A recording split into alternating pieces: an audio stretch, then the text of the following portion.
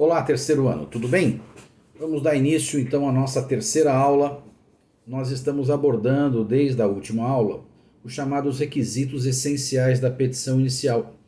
Portanto, a gente está elaborando um estudo sobre o artigo 319, que arrola todos os itens que devem obrigatoriamente constar da petição inicial, sob pena de ela não cumprir a sua função como elemento essencial para dar start num processo válido e, portanto, gerar o indeferimento e, em consequência, a extinção do processo sem julgamento do mérito. Portanto, é de suma importância atentar-se para aquilo que determina o artigo 319, fazendo com que a sua petição inicial complete, preencha todos esses requisitos. Na aula passada a gente viu os dois primeiros. Falamos da necessidade de que a sua petição inicial ela indique a autoridade a qual ela é dirigida e também falamos da enunciação, da indicação das partes, né? Tanto do polo ativo quanto do polo passivo e algumas dificuldades que podem ocorrer em relação ao polo passivo, e o próprio 319 nos seus parágrafos cuida disso. Nós vamos falar agora do terceiro requisito essencial, que o Código diz que é a necessária enunciação do fato e dos fundamentos jurídicos do pedido. Portanto, vejam que esse inciso terceiro, que trata do fato e dos fundamentos jurídicos do pedido, ele sem dúvida nenhuma é um dos dois elementos mais fundamentais da petição inicial. A conjugação do fato e dos fundamentos jurídicos do pedido forma aquilo que nós chamamos em direito processual de causa de pedir ou causa petendi. E é fácil. Toda vez que você tem uma certa pretensão fixada por uma norma jurídica, que você, portanto, tem um interesse a ser buscado, ele necessariamente, para que esse interesse jurídico ele se conforme, você precisa trazer para dentro da abstração da norma um conjunto de fatos da vida real. Ou seja, todo direito subjetivo que alguém alega ter, ele nasce da conjugação daquilo que acontece de fato na vida real e daquilo que a norma abstrata positiva elenca como requisitos fáticos necessários. Vou dar um exemplo. O Código Civil estabelece que, em havendo vícios do ato jurídico, ele pode ser anulado. E cita, por exemplo, que a simulação é um elemento jurídico que acarreta nulidade. Portanto, toda vez que, de fato, nós tivermos uma simulação provada, o resultado jurídico disto é a aplicação e a incidência de uma norma positiva que diz que quando aquele fato acontecer, a solução é essa.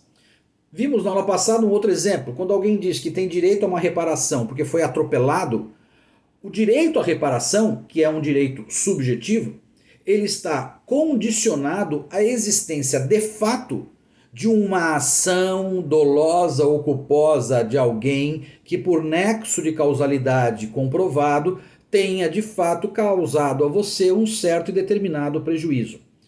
Toda vez, então, pessoal, que alguém estabelece uma lide judicial, o autor de uma ação, ele necessariamente tem que contar para o juiz, narrar para o juiz, que em vista da ocorrência de certos fatos, ele então acha que tem determinado direito.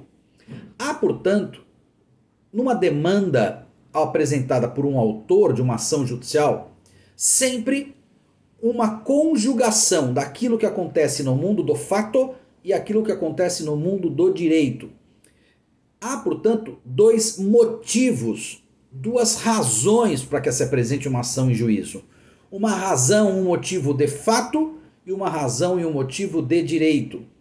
Essas duas coisas, portanto, são aquilo que nós chamamos de causa de pedir. Esta causa de pedir é muito importante, por um motivo. Quando o juiz se debruçar sobre o processo para dar a sua sentença, ele não pode considerar como causa de pedir outros fatos que não aqueles que o próprio autor atribuiu como a origem do seu direito. Portanto, o juiz não pode estabelecer outros fatos, senão aqueles fatos delineados pelo autor.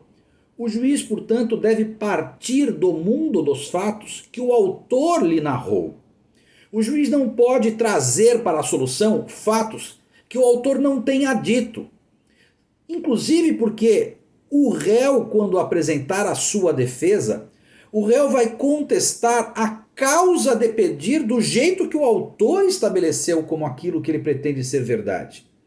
O juiz, portanto, não pode misturar essas situações, não pode alterar. A composição do grupo dos fatos, portanto, gente, é importantíssimo, porque é dos fatos e da prova da veracidade dos fatos é que vai depender a existência daquela pretensão que o autor pretende buscar. Os fatos, portanto, o juiz não pode manejar, os fatos são aqueles estabelecidos pelo autor. Em relação ao motivo jurídico, à pretensão jurídica, aquilo que é a razão jurídica que forma a pretensão do autor, há uma curiosidade. O juiz conhece a lei, o juiz não conhece os fatos. Portanto, quando você apresenta a causa de pedir, naquilo que diz respeito aos fatos, o juiz não pode mexer. Mas naquilo que é o raciocínio jurídico usado pelo autor para dizer que tem determinado direito, esse caminho lógico jurídico que o autor estabeleceu como pressuposto jurídico da sua pretensão, o juiz não precisa se vincular a ele. Ou seja, o que o juiz precisa saber é se aquilo que o autor pede é possível ser concedido diante daqueles fatos provados, mas não necessariamente pelo caminho proposto pelo autor. O juiz pode trilhar outro raciocínio lógico jurídico para chegar ao mesmo pedido, à mesma pretensão estabelecida pelo autor. Vejam, vigora no direito processual civil